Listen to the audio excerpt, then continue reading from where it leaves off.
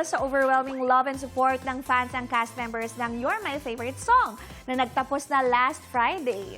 Nagkwento sila ng ilang hindi makakalimutang experience sa taping ng series. May unang chika si Athena Imperial.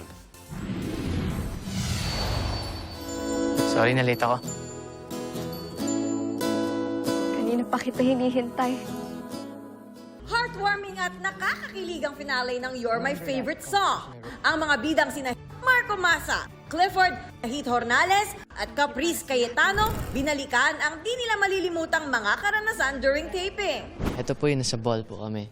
We were all complete there and behind the scenes it was so fun. Ako yung finale kasi nung paikot na kami as in tinitignan namin yung isa't isa, parang bumabalik yung mga memories namin ever since day one ng tapings.